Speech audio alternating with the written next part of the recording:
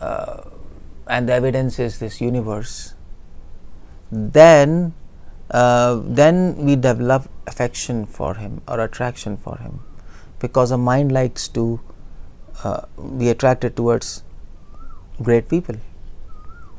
So he's great. So, and that is called devotion. That's the starting point of devotion.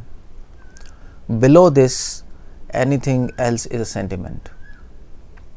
And that's why Bhagavatam includes all these things, Sisumara and all these great details. We don't have to become PhD scholars until otherwise we have a particular service. Like, for example, people who are making Vedic planetarium, they might need all these explanations and all these details and all these calculations of distances, or anybody who might be preaching to scientists, then you might need all these details, but otherwise you don't need. In fact, many Sahijyas, Sampradayas, they don't even consider all this as part of Bhagavatam. They say it's there, but who cares for this? Real Bhagavatam is 10th canto, Krishna's pastimes. But the point is, because it's there in Bhagavatam, it has to have some function besides giving you all these details of the universe. And the function is, I mean to say, 𝗙𝗪𝗪 Goswami is telling to Parikshit, and he has only 7 days. 𝗙𝗪𝗪 Goswami doesn't want to make Parikshit an astronomer, definitely. That's not the point. The point is to actually help us understand one question which I was mentioning in the morning. Why did God make this universe? What's the purpose of creation? That's the point. In fact, entire 5th canto is dedicated to this question and to the subject matter of 𝗪𝗪𝗪. atra sarga visargascha sthanam poshanam 𝗪𝗪𝗪 manmantre sanukatha nirodha mukti ashra. These are the 10 subjects of Srimad Bhagavatam, which is 2nd canto, 10th chapter, 1st verse. Each canto represents one subject. 1st canto is Sarg, which is creation. 2nd canto is Visarg, which is sub-creation. 3rd canto is Sthanam, which is a place, material world and spiritual world. 4th canto is Poshanam, which is mercy, how devotees sustains on the mercy of God. And 5th canto is 𝗪𝗪𝗪. 𝗪𝗪𝗪 means the inspiration to make creation, the creative impetus, as Prabhupada says, 5th canto name. So 5th canto is an answer to the question, what is an impetus of God to make this creation? Or in other words, what is the purpose of this creation? So to know this, you should know what's creation. You should have some idea what is creation, where we are, and what is this creation all about. What are heavenly planets, what are hellish planets, what are stars and constellations. All this we have to understand. We have to have a general idea of a creation if we have to solve this question, what is the purpose of creation? So that is why 𝗙𝗪𝗪 Goswami is giving an idea of creation by this analogy of Sisumara, which rishis use this analogy to remember what is a plan of this creation. If they have to remember what is this creation all about, where all these things are there, you need some kind of map. So they developed an idea of a dolphin, of Sisumara, and that's how they could remember all these things. And this kind of Sisumara explanation of creation, it helps them to chant Vedic hymns. It's not just useless. If you want to chant Vedic hymns, you are chanting Vedic hymns for various demigods and at particular constellations, time and constellations. So you should have an idea what is where in the universe. Otherwise, your chanting of Vedic hymns doesn't work. So to remember all these things, to remember all this information, okay fine, how do you remember? Okay fine, we imagine a dolphin. Like that. So all these explanations help us to impress the fact that God is great, Krishna is great. Krishna is not just a simple boy frolicking around in Vrindavan and dancing with gopis and playing his flute and he's a little Krishna. No. He's God, first of all. He's Supreme Personality of Godhead. We have to remember that, because without this kind of understanding, all our devotion boils down to some kind of stupid sentiment. That's all. It has no value. Absolutely no value. All acharyas are unanimously conclusive on this point. In fact, Nimbarkacharya, he says, for first 9 years you should read first 9 cantos. Every canto 1 year dedicated. So 5th canto 1 year. 1 year you have to read all this kind of stuff in details every day. And then 10th year you should come to 10th canto. Because he says if you are not convinced of the fact that Krishna is supreme, you are not going to advance.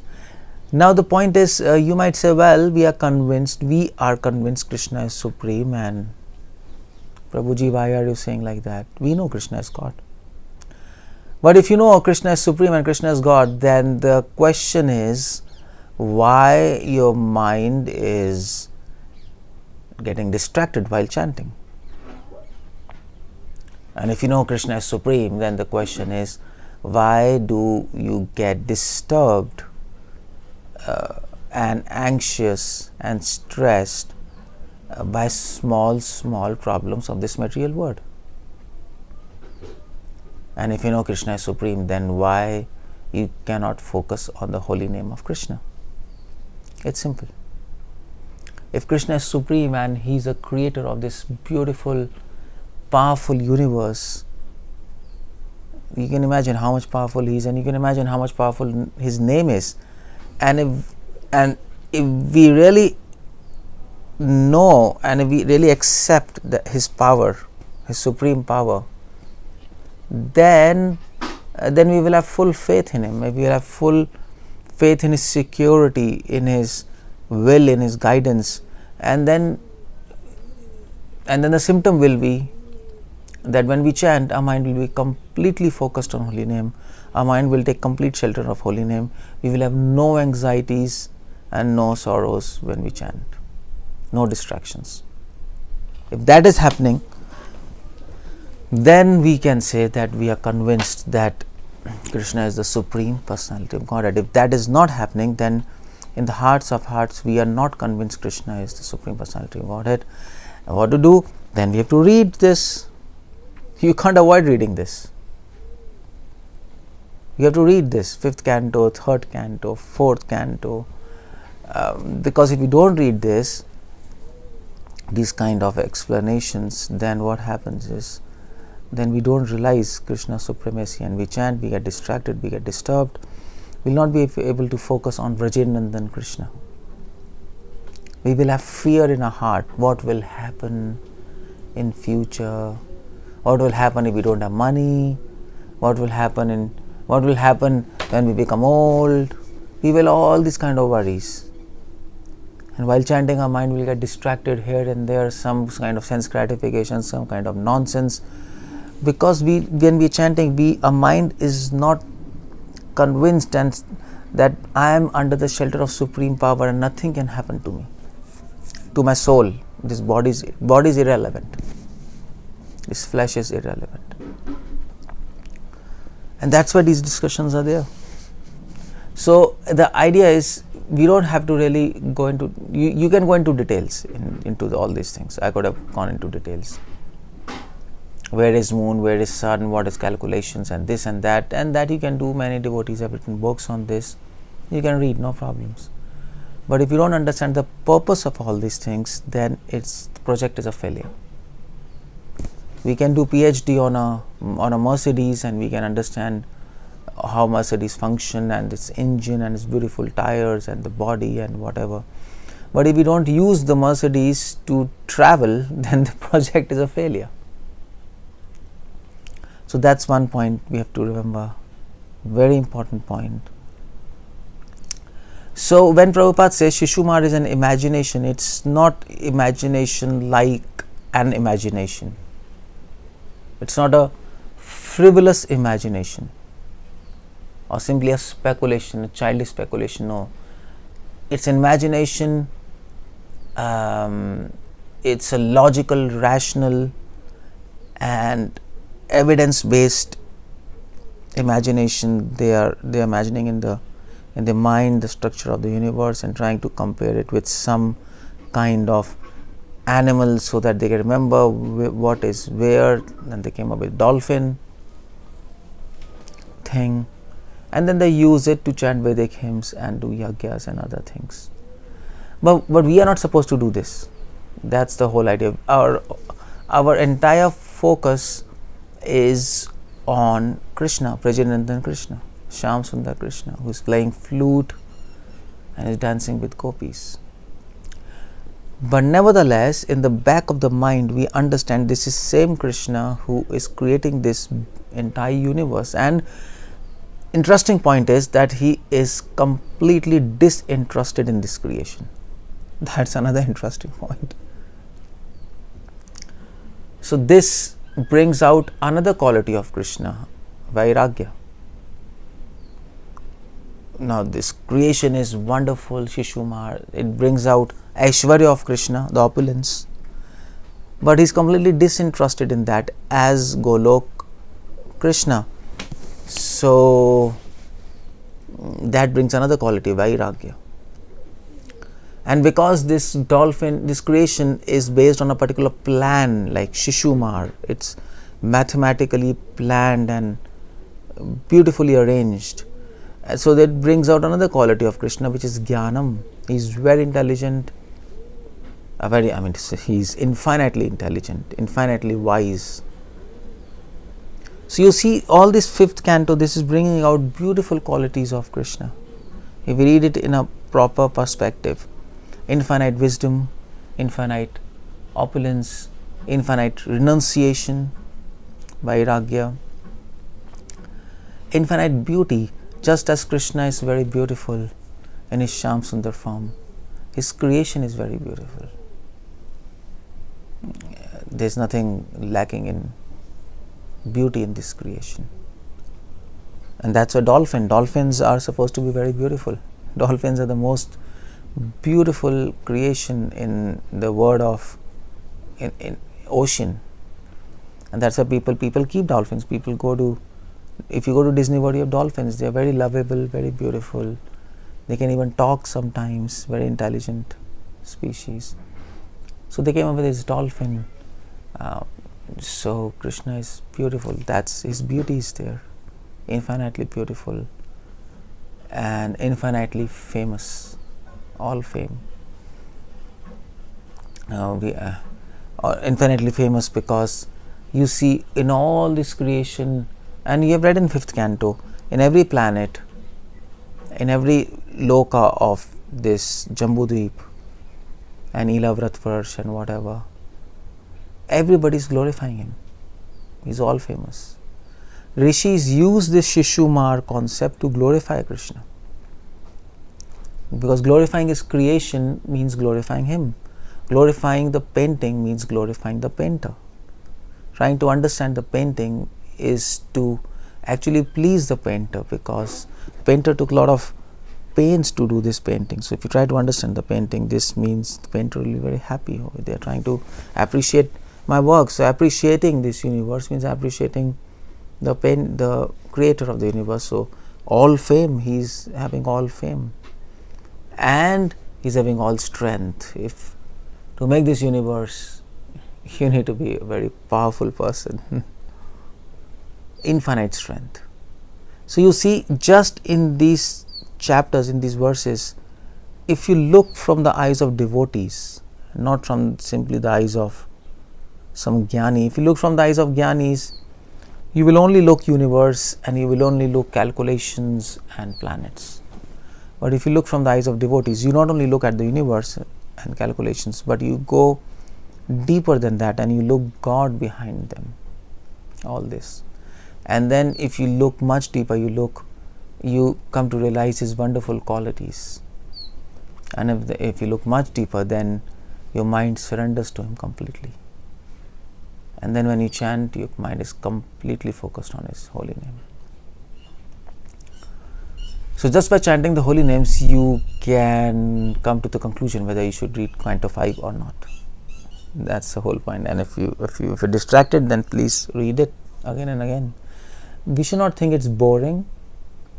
To people, many Sahijas, they think it's boring. 5th canto universe, let's read about Krishna, 10th canto, and that's 10th canto is very rasmai, that we know that. But 1st canto says Pibatam Bhagavatam Rasamalayam. Every canto, every line, every swadu pade pade, every step of Bhagavatam, every word pade pade, every word is full of nectar. So we just read these verses, you might think, oh my God, it's so boring. But it's not boring. It will appear to us as boring if we don't look at it with a proper perspective. So these 5th canto and 3rd canto, universe structure and all this, it also helps us to understand what is our perception, what is our vision. If our vision is incomplete, we will simply see the universe and we will not see the creator of the universe behind it. We will not be able to connect it. We will not be able to appreciate God by reading this. But if our vision is complete, full of love for Krishna, then we will see Krishna in this also, here in this explanation. That's why Srila Prabhupada says, 𝗪𝗲𝗪𝗀𝗪𝗃 says, Srishti madhuram yashti madhuram. The creation of God is very sweet. 𝗪𝗲𝗪𝗃 says this. Madhuram madhuram madhuradipate khila madhuram. 𝗪𝗲𝗪𝗃 who is like, 𝗪𝗲𝗪𝗃 who is, he is one of the acharyas who is simply interested in Vrindavan pastimes of Krishna, nothing less than that. His whole way of path of, his whole sadhana, his whole path of devotion is called Pushti Marg. But he says Srishti Madhuram. So we have to check ourselves. If we find this boring and we find Krishna's 10th canto very interesting, we are very far away from real devotion, because then we don't have a proper vision. We don't understand that everything about Krishna, Krishna himself, and everything related to Krishna, everything is sweet and everything is interesting to a devotee. Just like example is given, for a mother the child is very sweet, but even the child's clothes, even the child's toys, child's activities, everything related to child is very, very sweet to the parents, because they love the child. So because we love Krishna, so everything appears sweet which is related to him. So reading 5th canto will help us to understand where we are on the chart, on the scale of loving Krishna. If we're really getting bored and if we're really getting involved in the calculations of this 5th canto and all these miles and this is good. If we are only involved in this, and this kind of things doesn't appear sweet to us, and if we don't remember Krishna while reading this, and if we don't remember Krishna's qualities, and if our heart doesn't glorify Krishna when we are reading these verses, then we have a problem. We are not on the right track. We are absolutely not on the right track in devotion. So just as Ras Leela is sweet, this is equally sweet. Equally. People can go into ecstasy by reading these verses. Seriously, real devotees go into ecstasy while reading these verses. And when they hear the flute of Krishna and hear the Krishna with his Yashoda Anand Baba, they also go in ecstasy. It's the same thing. Same thing. That's one thing. So, another thing is, when Krishna comes in the evening, there's a verse in Chaitanya Charitamrita, when Krishna arrives in the evening after grazing his cows and calves, all the Vrajvasis, they see the dust raised by the feet of cows. So many cows are there. And they cannot see Krishna first. First they see a mass of dust and clouds, a cloud of dust, blackish cloud of dust. And then they go into ecstasy by seeing that, because they know that behind this cloud of dust is Krishna coming. Similarly, this creation. When devotees read this creation, they know that behind this creation is Krishna. And they go into ecstasy. That's the whole point of 5th canto, by the way, of describing this creation. The hand of God behind this creation. In fact, if you go to Madhva Sampradaya, they, even Ramanuja Sampradaya, they are very interested in glorifying God as the creator of this creation. and for them this is a very sweet information, and they relish that aspect of God. So that's the whole point there in this explanation. Another point, I just wanted to concluding point is the verses says that if you meditate 3 times a day on 𝗪𝗪𝗧, all your sinful reactions you will be relieved of all sinful reactions. And that's by the way the function of Sandhya Vandan. People who are Brahman initiated in ISKCON, they chant Gayatri 3 times a day. Even before Brahmans are doing 3 Sandhya. Why? Because all the sinful reactions, they are relieved of all sinful reactions. But the idea is, we are not, as devotees, we are not interested to relieve ourselves of sinful reactions. In fact, we like to think that we are sinful. We don't like to think that we are not sinful, and because of chanting holy names we are becoming sinless. No, we don't like to think like that. Although by chanting holy names all the sinful reactions will vanish just like this, but we don't like to think like that. We don't like to do chanting or any form of sadhana to counteract our sins. That's not the idea of pure devotion. The idea of pure devotion begins with the concept that I am sinful and I will always remain sinful. And I don't want to serve you, my Lord, to get relief of sins. That's not the deal. It's love. I am here to serve you. Whether you keep my sins or you nullify my sins, it hardly matters. I am here for you and not for anything else. So that's the idea there. So although Bhagavatam says, if you chant this 𝗪𝗪𝗧, you will be relieved of all sinful reactions, they are not recommending this, that you chant this mantra 3 times and to relieve sinful reactions. They are saying, if you chant, you will be relieved of all sinful reactions. This is a glorification of glorifying 𝗪𝗪𝗧 by that mantra. So it's almost like when we chant the holy names, all your sinful reactions are counteracted. Just like a heap of cotton, a mountain of cotton will be reduced to ashes just by one spark. Similarly, once chanting will relieve you of all infinite sinful reactions. But do we chant holy name for nullifying sinful reactions? No. That is an offense, by the way. We chant holy names just to please Krishna, and then leave rest to Him. If He wants that we should suffer sinful reactions, we are very happy for that, because He knows what's best for us. If He wants to nullify us, that's fine. But we are least interested in this. What we are interested is the pleasure of Krishna. That's all. That's all. Nothing less than that. That is pure devotion. And it should be very clear why we are chanting holy names.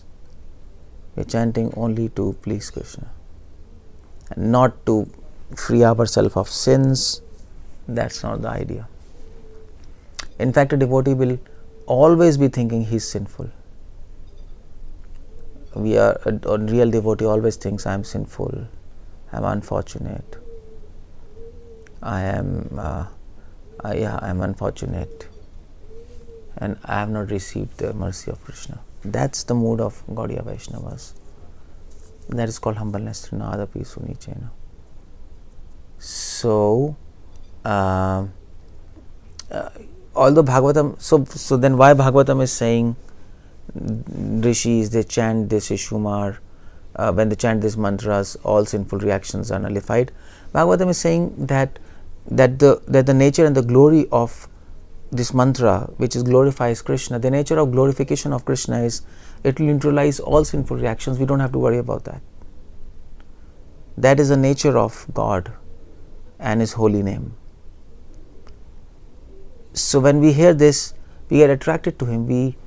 Krishna is so nice. And what we want to do, we want to serve Him then. That's the idea there. And that is called pure devotion. So these are some few ideas in this 5th canto which we have to understand. The purpose of creation, that's a question. The purpose of creation is that we should realize the greatness of God. Having realized it, we should get attracted to Him and then glorify Him. This is fifth canto, and the other aspect of fifth canto is right in the first few chapters, the pastime, all this narration of 𝗪𝗲𝗪𝗀𝗪𝗲 𝗪𝗲, and that impresses us another purpose of creation, that is to develop renunciation. This material world is made so that we develop disinterest in this and not develop interest in this. That's why it is made. It is made to give us a test, to help us know who we are. All these temptations of this material world, Krishna has purposefully put. All these interesting things in this material world is purposefully put, not because we should enjoy them, because we should know what our heart is. If by seeing this material world our heart wants to enjoy this, then this means we are still bonded. By seeing this material world, our heart naturally praises God and glorifies Him, then that means we are ready to go to spiritual world. We are free of enjoying tendencies and we are full of serving tendencies. So this material world is, the purpose of creation is to actually give us a test, to let us know where we are in spiritual evolution. Just like a child, sometimes parents give the child some sweets, and on one hand some sweets, on another hand some toys, and on the other hand some books. The child has to choose, and whatever child chooses, parents know, okay, that is his inclination. He likes sweets, okay, he likes reading, so then they promote him like that. So this material world is like that. There's so many things. So whatever you choose, Krishna understands, okay, this is what He wants, and He wants to make us know this is what you want. And if you choose this material world, then you want this material world, you will stay in this material world. But if you see this material world and glorify Him, the Creator, then it means you're choosing Him, and then Krishna takes you back to His spiritual world. So this word is like a test for us, to let us know where we are. And that's also one of the purpose of creation, which is right there in the talks of 𝗪𝗲𝗪𝗀𝗪𝗲 𝗪𝗲𝗪𝗀𝗪, all those things, and right there in Sisumara. Okay, so that's the point. Hare Krishna, Srila Prabhupada ki Jai. I'll end up here. Any questions?